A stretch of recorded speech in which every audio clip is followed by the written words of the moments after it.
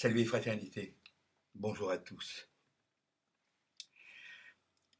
Cela s'appelle renouveau. J'aurais pu écrire Renaissance pour être dans, le, dans la ligne de l'actualité macroniste, macronienne. Mais d'abord, j'avais décidé de ne pas être dans l'actualité. Et puis ensuite, ce mot, Renaissance, euh, qui peut aussi bien évoquer la vérole, enfin la syphilis, que les châteaux de la Loire, euh,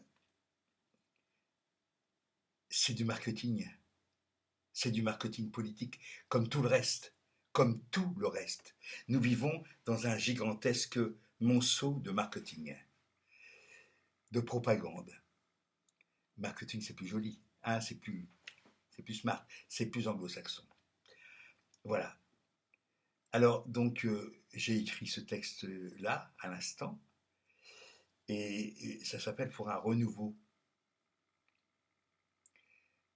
Pour les esprits les plus affûtés, il apparaît clairement que derrière la tronche de premier de la classe et de gendre idéal de Macron, c'est la sempiternelle gueule d'Adolphe Thiers qui se dessine, car la vérité, la Startup Nation a le visage de la droite cannibale de toujours.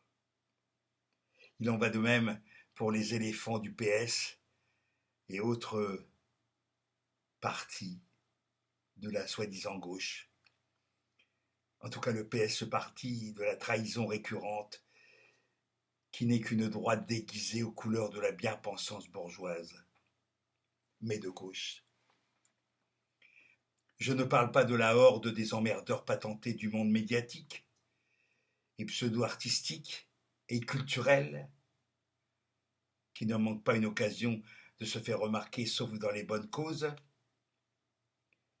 sorte de peste affectant ce qu'elle touche en rabaissant le moindre élan salvateur au rang de faire valoir de son ignoble supercherie intellectuelle et politique.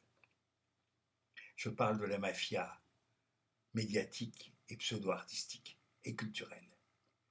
C'est pourquoi il s'agit de rompre définitivement, totalement, sans regret ni faiblesse, avec cette gangrène de la pensée qui corrompt le vrai, le beau, le bien et le brave.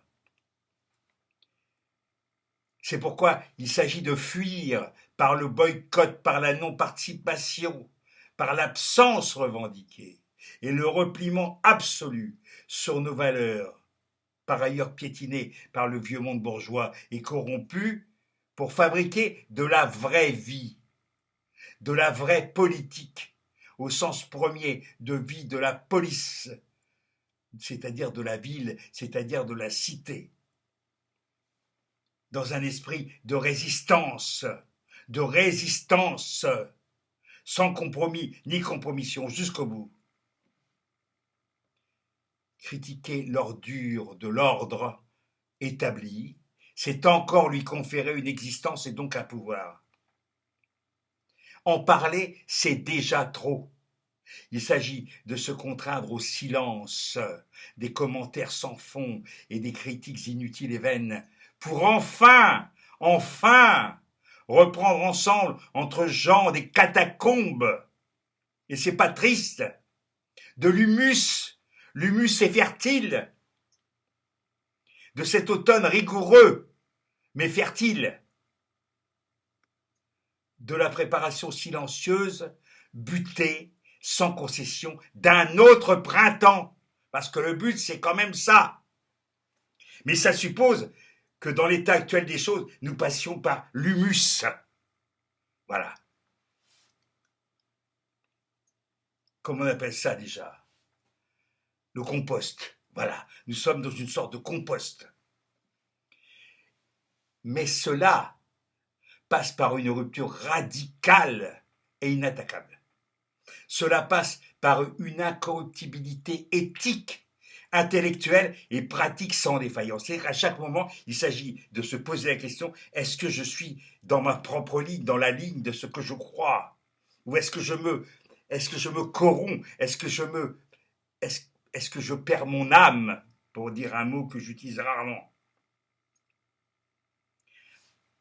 Une métamorphose est à la fois une solitude solidaire, une mue douloureuse. Regardez un insecte, regardez la larve qui s'installe dans son cocon et comment elle se transforme. Il y a quelque chose à la fois de monstrueux et de magnifique, parce que ça va vers un épanouissement, vers une véritable embellie, vers une révolution, pour reprendre un mot qui a été aussi volé par M. Macron. Il a écrit un livre qui s'appelle Révolution. On voit bien de quoi il s'agit.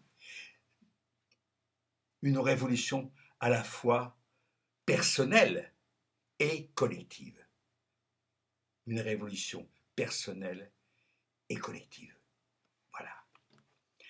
Hasta la victoria.